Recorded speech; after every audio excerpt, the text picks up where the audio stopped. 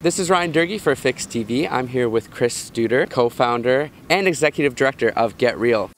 Tumbling down in the city that we love.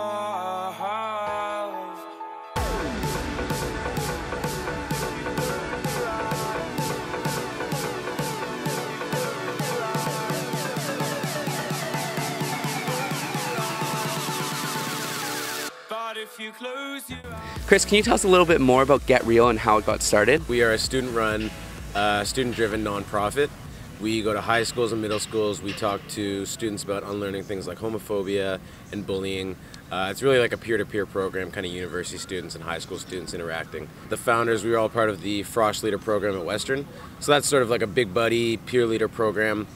A huge component is talking to students about unlearning language. It's not mandatory, but a lot of softs do. So I had 120 new students I was looking out for every year. And if I heard someone say that's so gay or fag or something like that, just take them aside very casually and just say like, hey, I know you didn't mean to hurt anyone's feelings, but that language really does, and you know, it's 5,000 new people here, everyone's trying to have a good time. One of your first and most successful videos, which is To My 7th Grade Self. So if we rewound time and went back to 7th grade Chris, yeah. What were you like back then? Were you as accepting as you are now? That's a good question.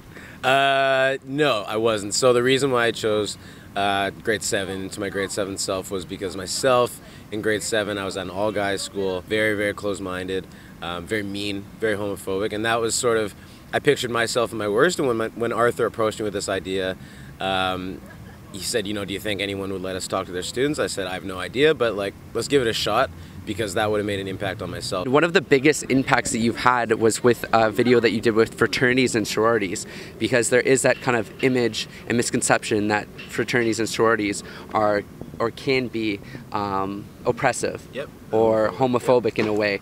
So how important was it for you to get that message out there, and what was the idea behind talking to fraternities and sororities? To disprove a stereotype or to show a crack in the stereotype, you don't have to show that something that people believe is 100% true is 100% false. You just have to show that it could be false. In one instance. Yeah. If this is like a tiny slice of sorority, fraternity life in North America, which it is, doesn't represent everybody, but it could be.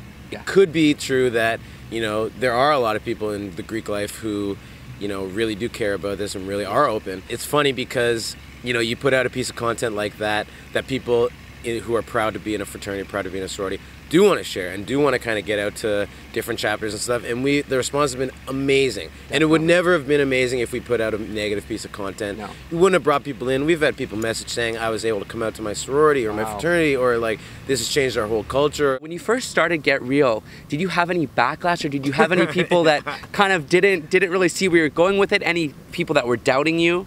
Yeah, absolutely. When we started, we had people saying like everything from, this is stupid to this will die in 2 months, this is a fad. It was tough, and it was like, it hurt a little bit because we cared a lot about what we were trying to do and we believed in it and we weren't expecting it. But it was a great lesson to learn right off the bat. Can you tell me a bit more about the international portion of GetREAL? What S-Trip kind of foresaw is they really wanted to kind of look back in 5 years and said, we want to say that we helped build something across Canada and that we really care about here, but also down on our trips, and really empower our students to do something positive and give back to communities, get off the resort, and go and volunteer. It's a little more delicate going into somewhere in the Caribbean and like trying to run like LGBT workshops, but that's definitely in the long term would be really, really cool. But for now, the link is GetREAL kind of as a whole. Both divisions empower young people to do positive stuff in their communities and abroad. If you could have one celebrity rock the GetREAL hat, who would that be and why?